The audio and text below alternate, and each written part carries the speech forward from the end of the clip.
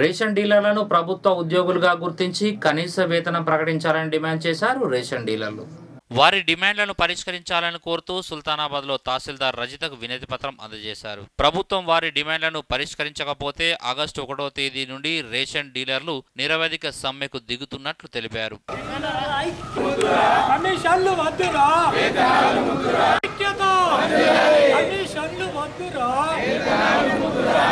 మాకు రాష్ట్ర కమిటీ పిలుపు మేరకు కమిషన్ వద్దు గౌరవ వేతనం కోసం ఆగస్టు 1 నుంచి రేషన్ సరుకులు ఇవ్వడం లేదు, బంద్.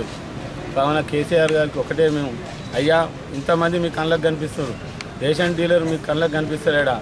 మేము తెలంగాణ కోసం వంట వార్పుల సగం సమ్మెల అన్నిట్లలో పాల్గొన్నాం. దయచేసి మమ్మల్ని కూడా మీరు కనికరించి మాకు కూడా గౌరవ వేతనం ఇప్పించాలని. మాకు గత కొన్ని సంవత్సరాల నుంచి 11 రేషన్ సరుకులు ఉంది. అందులో ఇప్పుడు పూర్తిగా పోయి ఒక బియ్యానికే పరిమితం అయ్యే అవకాశం ఉంది. ఒక కిరోసిన్ బియ్యం వస్తున్నాయి.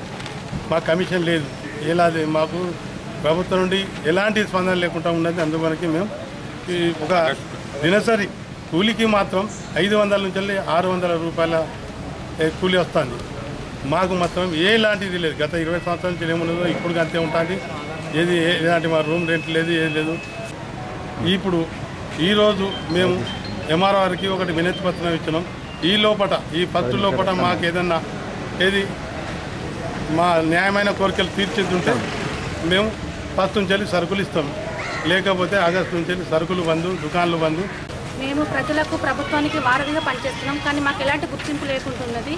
మేము ప్రభుత్వాన్ని కోరుకునేది గొంతమ్మ కోరికలు కాదు, సహజమైన సామాన్యమైన కోరికలే కోరుచున్నాం. కానీ వాటిని కూడా పక్కన పెట్టేసి, మీడియా అన్నింటిని పక్కన పెట్టేసి మమ్మల్ని పైకి రాకుండా అన్నింటిని అడగదొక్కుతున్నారు.